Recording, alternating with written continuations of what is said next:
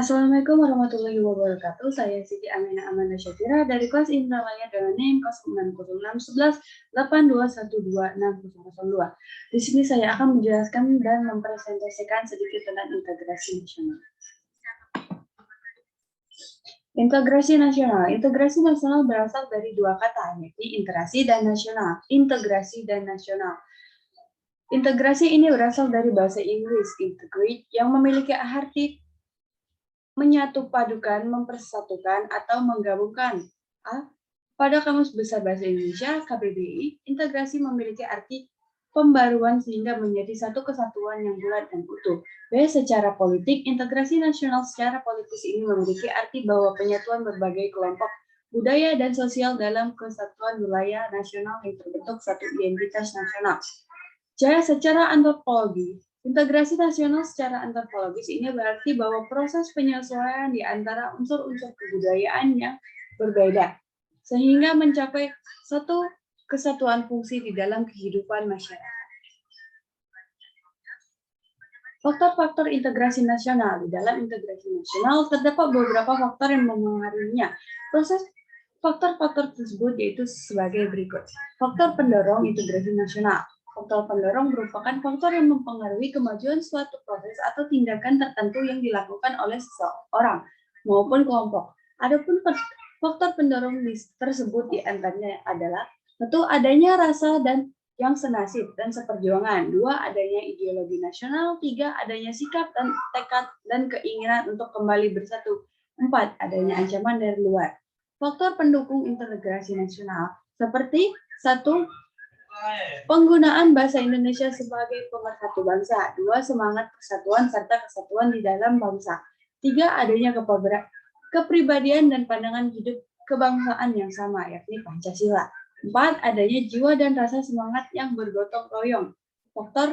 Adapun faktor penghambat interaksi nasional yaitu satu, kurangnya penghargaan terhadap kemajuan. Dua, kurangnya toleransi antar sesama golongan. Tiga, adanya kesadaran di dalam diri masing-masing rakyat Indonesia. Pentingnya integrasi nasional bagi bangsa Indonesia. Integrasi nasional penting untuk diwujudkan dalam kehidupan masyarakat Indonesia dikarenakan Indonesia merupakan negara yang masih berkembang atau dapat dikatakan negara yang masih mencari jati diri. Selain itu, integrasi nasional sangat penting untuk diwujudkan karena integrasi nasional merupakan salah satu cara yang dapat menyatukan berbagai macam perbedaan yang ada di Indonesia. Upaya integrasi terus dilakukan agar Indonesia menjadi satu kesatuan yang mana disebut dalam Semboya Bhinneka Tunggal Ika. Adanya upaya mengintegrasikan Indonesia, perbedaan-perbedaan yang ada tetap harus diakui dan dihargai sehingga Indonesia menjadi negara yang dapat mencapai tujuan.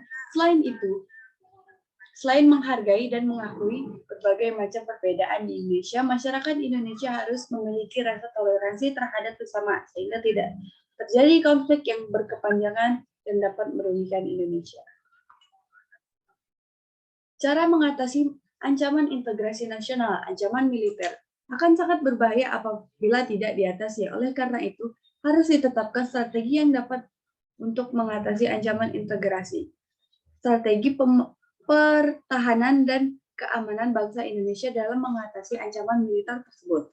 Pasal 30 ayat 1 sampai 5 Undang-Undang Dasar Negara Republik Indonesia tahun 1945 yang menyatakan bahwa tiap-tiap warga negara berhak dan wajib ikut serta dalam usaha pertahanan dan keamanan negara.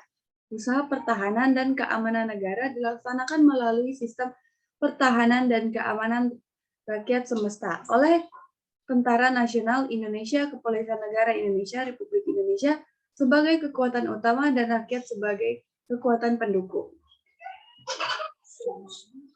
Tentara Nasional Indonesia terdiri atas Angkatan Darat, Angkatan Laut, dan Angkatan Udara sebagai alat negara bertugas mempertahankan, melindungi, dan memelihara keuntungan dan kedaulatan negara.